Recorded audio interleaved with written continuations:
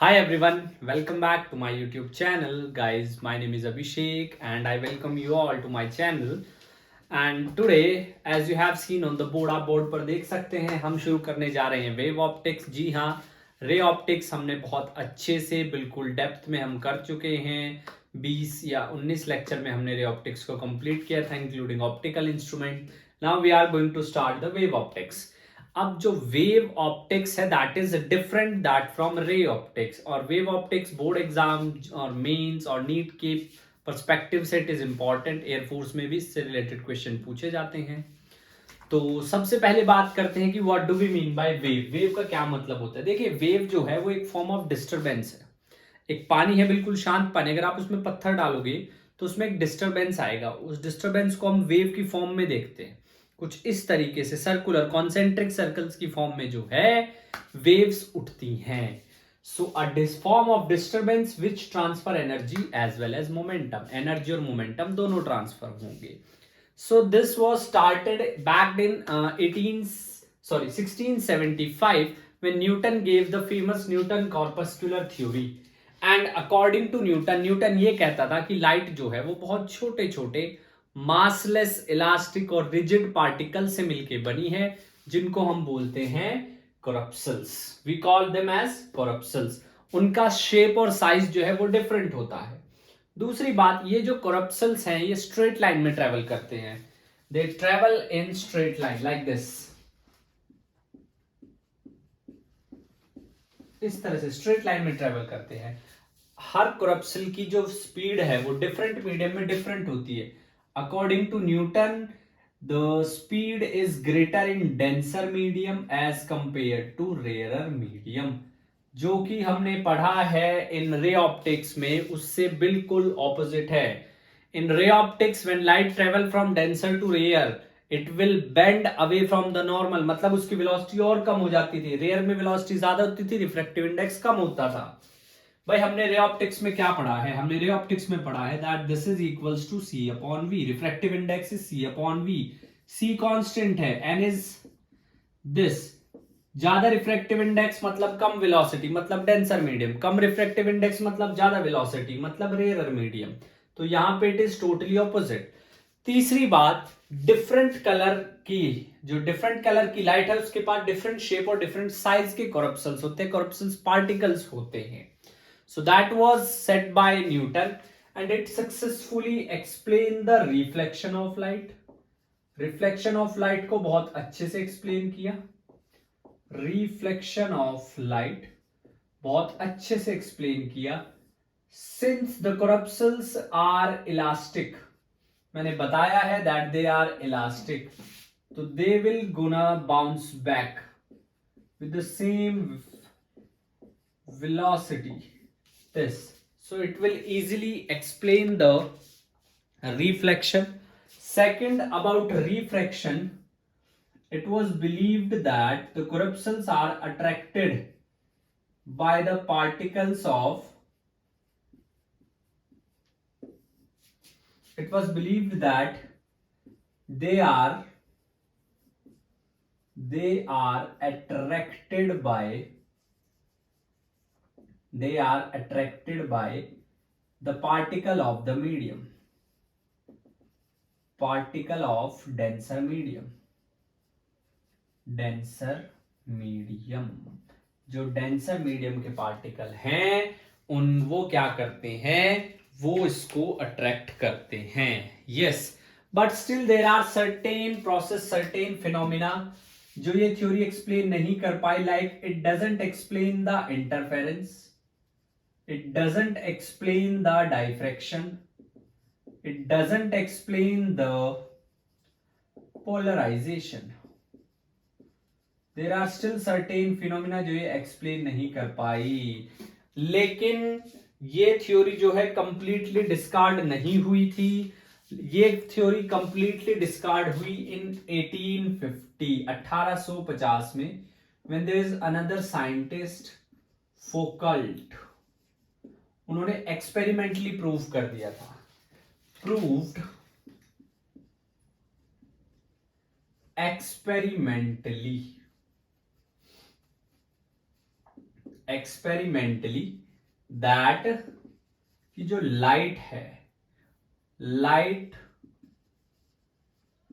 Travel faster in air as compared to water. Water के comparison जो light है वो एयर में बहुत अच्छे से, बहुत ज्यादा तेजी से ट्रेवल करती है. तो 1850 में this theory was completely discarded. But at that time Newton, the name was huge, the name was huge, so people does not dare to go against him.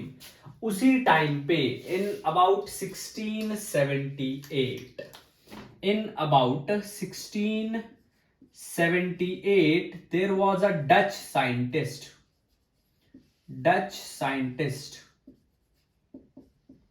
हाइगन. ऐसा हम सिर्फ इसको हिंदी में बोलते हैं, डच लैंग्वेज में इसका नाम थोड़ा अलग है जो मैं भी अच्छे से नहीं प्रोनाउंस कर पाता हूं. So Huygens, he gave that wave theory. Huygens ने जो है वो वेव थ्योरी दी थी. Huygens ने जो है वो वेव थ्योरी दी थी, बट न्यूटन के अगेंस्ट कोई, सबको लगता था कि भाई न्यूटन ने ग्रेविटेशनल थ्योरी दी थी, कैलकुलस दी थी, तो ऐसा सोचते थे कि न्यूटन कभी गलत नहीं हो सकता. बट इवेंचुअली हुआ इसका उल्टा. इट वाज रोंग. तो उसके बाद आती है हमारे पास हाइगन्स वेव थ्योरी. उसके बाद आती है हमारे पास Huygens wave theory. Huygens wave theory. Huygens wave theory.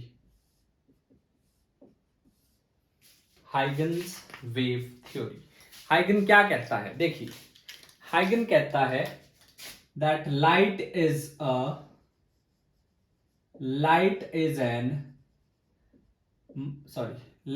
mechanical wave. Light is a mechanical wave. और अगर आपने क्लास 11th में अच्छे से पढ़ाई की होगी तो आपको पता होगा मैकेनिकल वेव वो होती है जिसे मीडियम की जरूरत पड़ती है. अगर मीडियम की जरूरत पड़ रही है तो वो एक मैकेनिकल वेव है, अदरवाइज नहीं. Next thing, in order to explain this, he gave the ether theory. अब ether theory क्या है? It was believed that, ऐसा माना जाता था, it was believed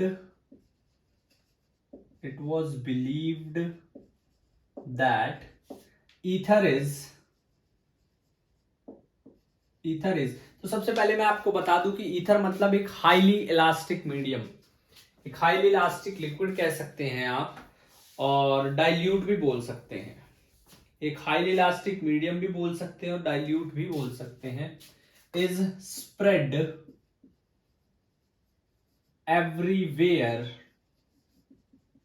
everywhere on earth surface. Is spread everywhere on earth surface. Ether एक I should say that ether is a dilute and highly elastic medium which is used to spread everywhere. और medium के अंदर जो light की velocity है वो ये होती है, क्योंकि डाइल्यूट है तो वॉल्यूम बहुत ज्यादा है, डेंसिटी बहुत कम है, तो वेलोसिटी बहुत ज्यादा होगी. It is, where is that? Highly elastic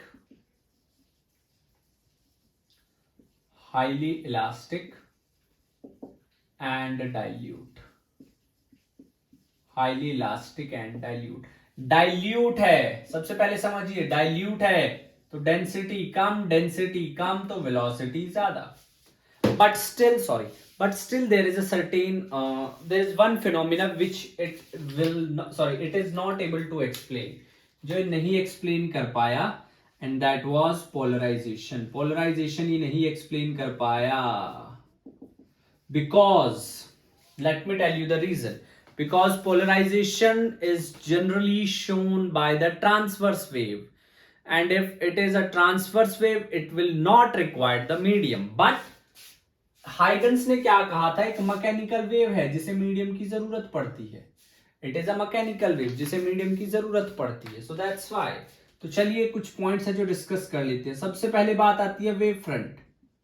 सबसे पहले बात आती है वेव फ्रंट. वेव फ्रंट होता क्या है? सबसे पहले वेव फ्रंट के बारे में बात करते हैं कि वेव फ्रंट होता क्या है. चलिए जी, वेव फ्रंट क्या है? लॉकस of all the points, locus of all the points vibrating in same phase. ये सोर्स है, इससे ये कुछ वेव्स निकल रही है, ये कुछ वेव्स निकल रही है, ये कुछ इस तरीके से वेव्स निकल रही है. वन थोड़ा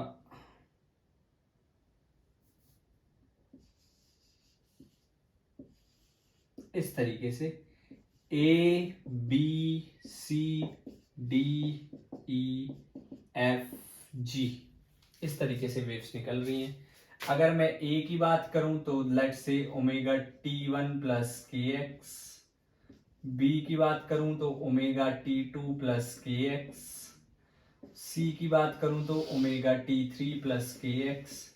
इस तरह से ओमेगा T7 प्लस के एक्स. इस तरीके से. नाउ इन सब का अगर आप लोकस देखो, हर पॉइंट पे इक्वल डिस्टेंस ट्रेवल किया. x means distance from mean position. इसके लिए T7 हो गया, इसके लिए T1 हो गया, at this point T2, T3, T4, T5, T6. इन सब पार्टिकल का अगर आप लोकस लोगे, एक रीजन लोगे जहां पर ये सब के सब सेम फेज में वाइब्रेट कर रहे हैं, उसको बोलते हैं हम वेव फ्रंट. अगर आप किसी वेव की इक्वेशन लिखोगे तो it should be like this: a sin kx plus minus omega t. This kx plus minus omega t, that is phase. Same phase. उसको बोलते हैं हम वेव फ्रंट. उसको बोलते हैं हम wave front. Point number two. The direction of propagation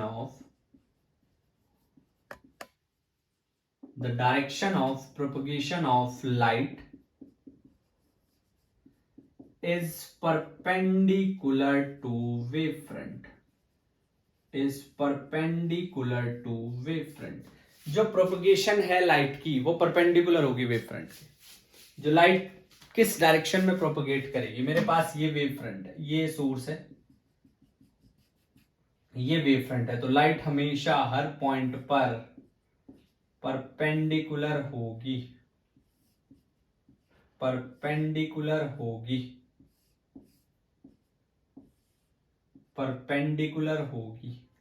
at every point. हर एक point पर लाइट की जो प्रोपगेशन की डायरेक्शन है वो परपेंडिकुलर होगी. इट डजंट मैटर कि आपके पास जो वेव फ्रंट है वो किस तरीके का है, ये मैटर नहीं करता. जैसे फॉर एग्जाम्पल मेरे पास कुछ ऐसा वेव फ्रंट है, तो उसमें भी आप समझिए ये लाइट के प्रोपगेशन की डायरेक्शन होगी, कुछ इस तरीके से लाइट जो है प्रोपगेट होगी. I am saying that okay the wave front is like this, जो कि अभी हम बात भी करेंगे, कुछ इस तरह की है, तो अभी भी लाइट कुछ इस तरीके से प्रोपगेट करेगी. Now based upon that the third one is types of wavefront.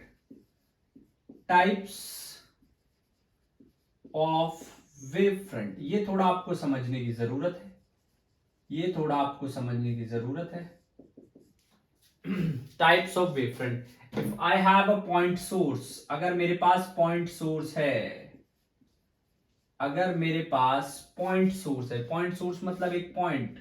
अब लाइट उससे हर डायरेक्शन में जाएगी, light will move to each and every direction. So the wavefront will be spherical. Wavefront will be spherical. Wavefront जो है वो आ जाएगा spherical. Spherical wavefront अगर point source है तो. उसके बाद if source at infinity, अगर सोर्स बहुत दूर है, अगर सोर्स बहुत दूर है तो लाइट ऐसे आएगी, like this. Then we have the plane wavefront. तब हमारे पास आएगा plane wavefront. That is plane wavefront. Plane wavefront. अगर सोर्स बहुत दूर है. Third one is linear source. I am writing it here. Linear source. अगर सोर्स लीनियर है तो लीनियर सोर्स का मतलब लाइन सोर्स भी आप बोल सकते हो, ऐसे.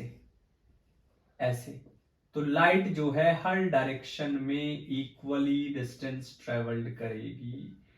In every direction light travels equal distance. This is the point source. Just a second. या ये पॉइंट सोर्स है. इस तरीके से हर डायरेक्शन में लाइट है. तो जो वेव फ्रंट आएगा ना वो सिलेंड्रिकल आएगा, ऐसा सिलेंड्रिकल वेव फ्रंट, क्योंकि इधर भी आ रही है लाइट, इधर भी जा रही है, इधर भी जा रही है, इधर भी जा रही है. बोर्ड पे ऐसे 3D डायग्राम को दिखाना मुश्किल है, नामुमकिन है. तो जो वेव फ्रंट आएगा that has to be cylindrical wave front आएगा कुछ इस तरीके से. सिलेंड्रिकल वेव फ्रंट आएगा कुछ इस तरीके से. जी हाँ, ये आपको थोड़ा समझना है. Cylindrical cylindrical wave front. Note कीजिए इसको. चलिए शाबाश, just note it down.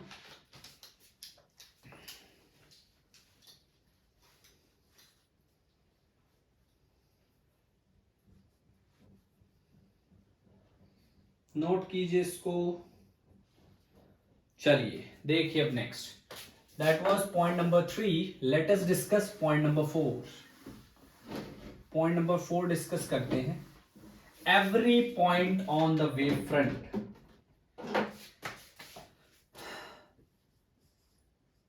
every point on wavefront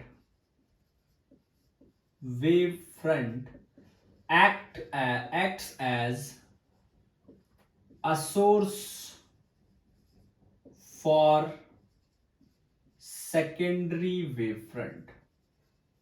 हर एक पॉइंट वेव फ्रंट के ऊपर सेकेंडरी वेव फ्रंट के सोर्स का काम करेगा. वीडियो चल रही है, एक मिनट रुकिए जरा. हाँ चल रही है. And these points emit wavelets in forward direction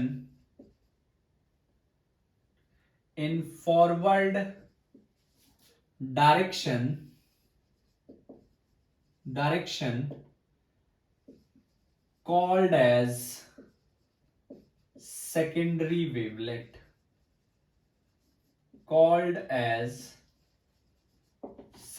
wavelet. ये जो पॉइंट्स हैं जो सेकेंडरी इंटरफेरेंस के लिए सेकेंडरी वेव फ्रंट के लिए सोर्स का काम करेंगे, वो सारे डायरेक्शन में वेवलेट करते हैं, वेवलेट बनाते हैं. फॉरवर्ड डायरेक्शन में खासकर these secondary wavelet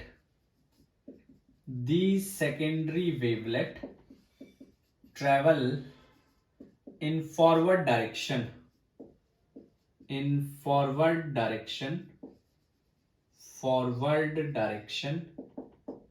with speed of light. थोड़ा सा आपको इमेजिन करना पड़ेगा because the physics of class 12th is totally based upon the imagination. We have to study certain particles like in the first unit we have to study about the charge, हम charge को नहीं देख सकते but we have to imagine it. उसी तरह से आपको imagine करना पड़ेगा। जैसे for example this is the primary wave front. अब इसके हर पॉइंट पर, हर पॉइंट एक सोर्स की तरह काम करेगा, हर पॉइंट एक सोर्स की तरह काम करेगा। किसके लिए? सेकेंडरी वेवलेट के लिए। हर पॉइंट सोर्स की तरह काम करेगा, किसके लिए? सेकेंडरी वेवलेट के लिए। कुछ इस तरीके से, इस तरीके से, इस तरीके,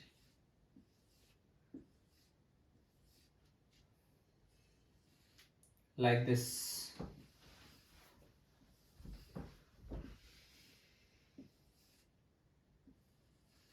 अगर आप इन सबको मिला दोगे कुछ इस तरीके से,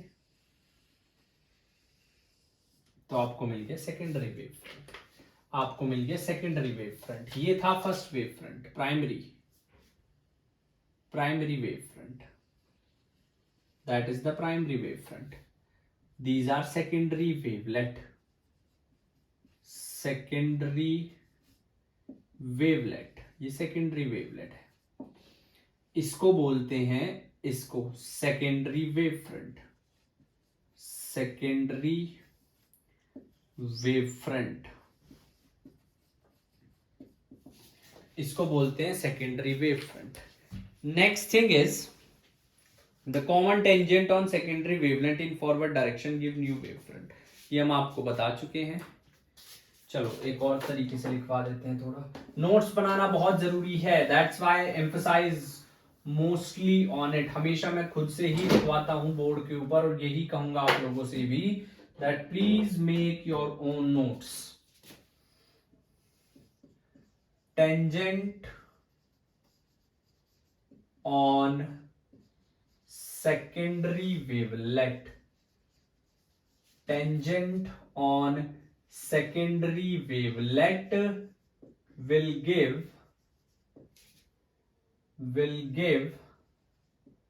secondary wavefront, will give secondary wavefront। हमें secondary wavefront मिलेगा अगर आप टेंजेंट ड्रॉ करते हो। if wavelet travel with v velocity, अगर वो v velocity के साथ ट्रेवल कर रहे हैं तो the distance traveled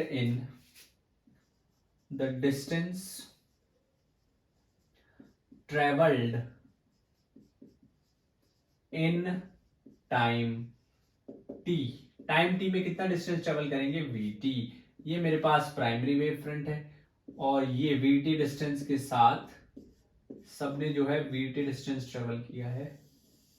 ये मेरे पास सेकेंडरी वेव फ्रंट आ गया, ये मेरे पास सेकेंडरी वेव फ्रंट आ गया, कुछ इस तरीके से, कुछ इस तरीके से। तो चलिए कुछ वेव फ्रंट डिस्कस करते हैं। That is first one is wave front for convex lens, wavefront for convex lens when source is at infinity।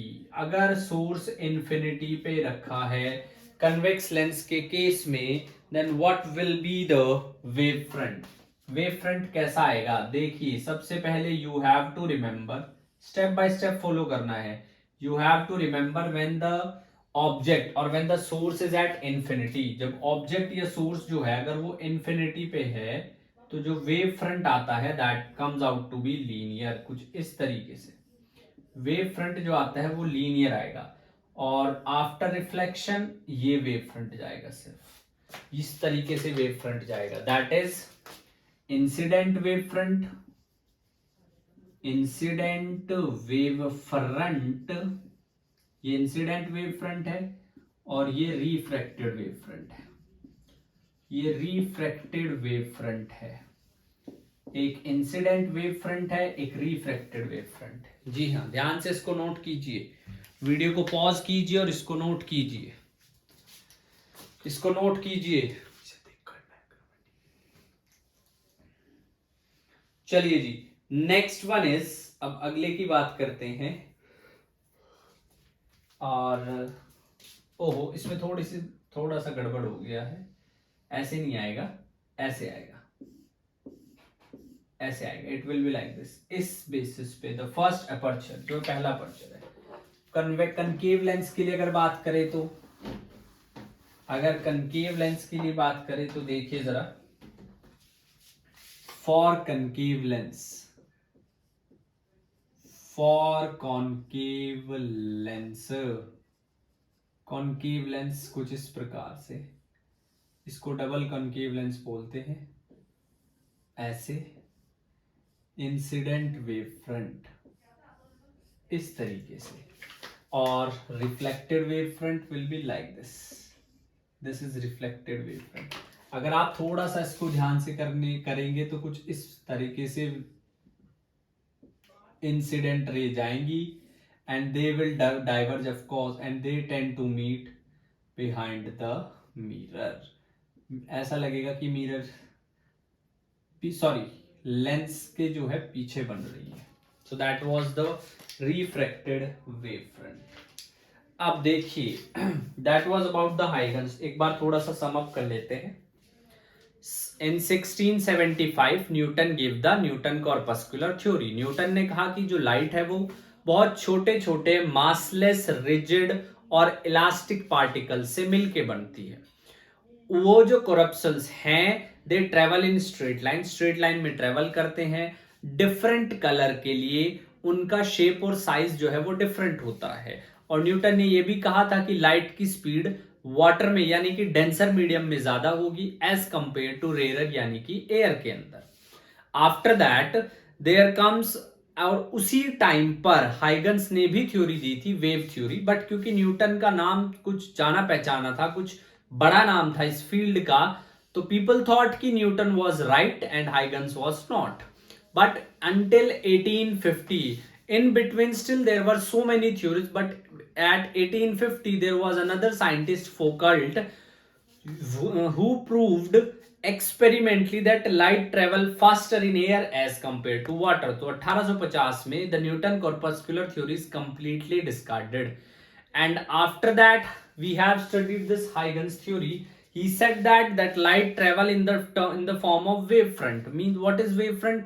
When so many particles vibrating in the same phase, and if we taken the locus of those particles, then we'll get a wavefront. उस wavefront की कुछ characteristic थी, जैसे every wavefront consists of a points which will act as a source for secondary wavefront.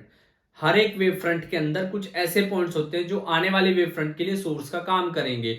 वो points जो है वो wavelets generate करते हैं, और फॉरवर्ड डायरेक्शन में अगर आप वेवलेट पे टेंजेंट प्लॉट करते हो, आपको सेकेंडरी वेव फ्रंट मिलता है। लाइट की डायरेक्शन वेव फ्रंट के हमेशा परपेंडिकुलर होती है। अगर आपके पास लीनियर सोर्स है तो सिलेंड्रिकल वेव फ्रंट मिलेगा, पॉइंट सोर्स है तो स्फेरिकल वेव फ्रंट मिलेगा।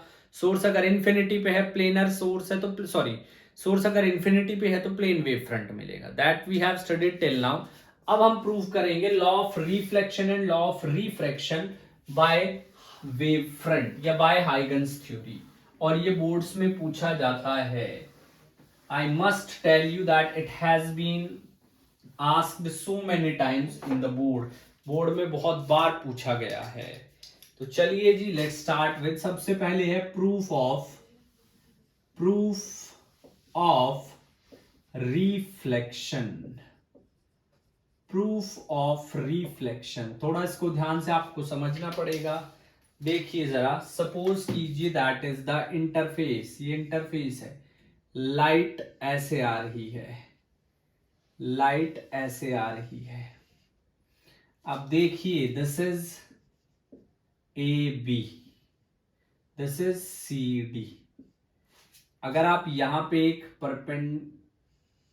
ये, so this is the extra amount जो सीडी को ट्रेवल करना पड़ रहा है। So that is the incident wave front, ये नॉर्मल है, this is n1, and that is the reflected ray. इस तरीके से आप इस डिस्टेंस की मैं बात कर रहा हूं, ये जो डिस्टेंस है इसको भी कुछ नाम दे दो, बीई नाम दे दिए इसको। ये जो डिस्टेंस है इतना अगर आप रेडियस कंसीडर करके आर्क लगाओगे कुछ ऐसा, तो ये आपको मिला है refracted wave front, refracted wave front. और इसको बोल दो बीजी, बीजी इज इंसिडेंट वेव फ्रंट। इसको बार बार समझिए, अगर समझ नहीं आया है तो। Incident wave front and F D is reflected wave front, reflected wave front. BG जो है वो इंसिडेंट वेव फ्रंट है, एफ डी जो है वो रिफ्लेक्टेड वेव फ्रंट है। अब थोड़ा समझिए, अब थोड़ा समझिए, this is I, angle of incidence. तो ये कितना होगा, ये कंप्लीट 90 डिग्री है। Light ray is perpendicular to the wave front, समझिए थोड़ा सा। ये नॉर्मल है, ये ऐसे लाइट आई है ऐसे, और ऐसे आपके पास वेव फ्रंट आया है, तो ये पूरा 90 है। अगर ये आई है तो ये 90 minus i, this is 90 minus i. अब ये पूरा भी 90 है, ये पूरा भी 90 है, जो ये पूरा भी 90 है, तो ये 90 माइनस आई हो गया, तो ये कितना हो जाएगा, this has to be I. ये पूरा कितना हो जाएगा, ये आई। चलिए जी, सेकेंड थिंग, अब इधर आ जाइए। इफ दैट इज आर, तो ये कितना है 90 माइनस आर, और ये कितना है फिर से आर, ये कितना है फिर से आर। जी हाँ, तो अब ध्यान से थोड़ा सा समझिए। इन ट्रायंगल, बार बार बार देखिए वीडियो को, रिपीट करके, तभी आपको समझ आएगा। In triangle B G D and triangle B F D, B G D and B F D, तो B D is equals to B D, that is common, common. Second B, yes, second is, अब ध्यान से थोड़ा सा समझेंगे, angle G is equals to angle F, both 90। एक बार video देख लूं चल रही है नहीं चल रही है, हाँ ठीक है। So angle B is equals to angle F, both 90। Angle B is equals to angle F, both 90.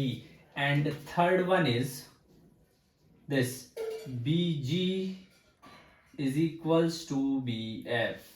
BG is equals to BF. Yes. Sorry. GD, not this. GD. This is also VT. That is also VT. Is equals to BF, both VT. So by SAS triangle BGD is equals to triangle BFD, हमने दोनों को congruent prove कर दिया है। And by CPCT, by the property, by the congruent property of congruent triangle, हम क्या कह सकते हैं, हम ये कह सकते हैं that angle B is equals to angle D, angle B is equals to angle D, यानी कि ये, तो यहां पर हम कह सकते हैं angle I is equals to angle R. This is the first law of reflection. ये है हमारे पास the first law of reflection. आप ऐसा भी बोल सकते हो, angle opposite to equal sides are also equal. इसके ऑपोजिट ये रहा, इसके ऑपोजिट ये रहा। एंगल, चलो मैं लिखवा ही देता हूं, एंगल ऑपोजिट टू,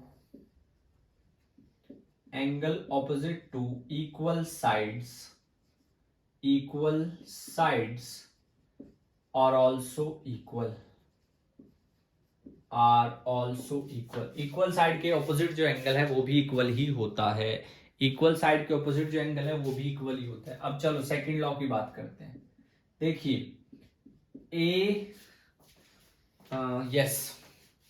अब बात करते हैं देखिए incident wave front, incident wave front,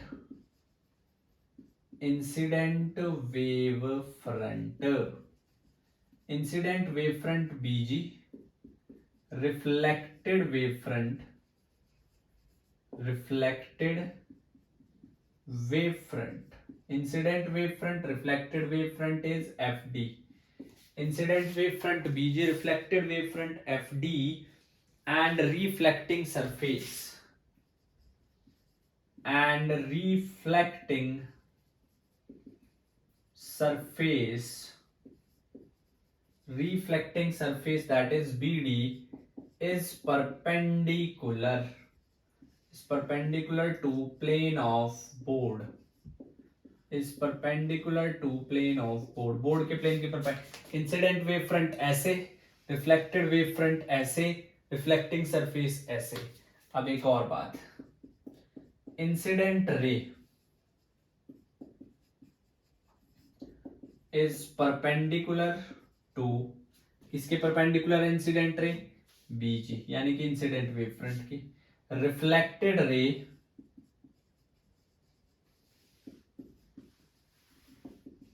is perpendicular to, किसके है? FD के, रिफ्लेक्टेड वेव फ्रंट की। And normal is perpendicular to BD। जब दो सरफेस किसी तीसरे के परपेंडिकुलर है, दो एक जैसे सरफेस किसी तीसरे के परपेंडिकुलर है, तो आपस में पैरेलल है, तो हम ये कह सकते हैं hence incident reflected and normal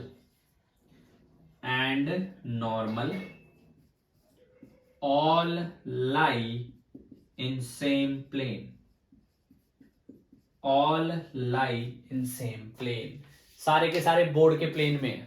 भाई बोर्ड के प्लेन के ये परपेंडिकुलर है सारे वेव फ्रंट, और ये रे जो है वो इन वेव फ्रंट के परपेंडिकुलर है, तो आपस में ये बोर्ड के प्लेन में लाई करते हैं। That was reflection by Huygens principal.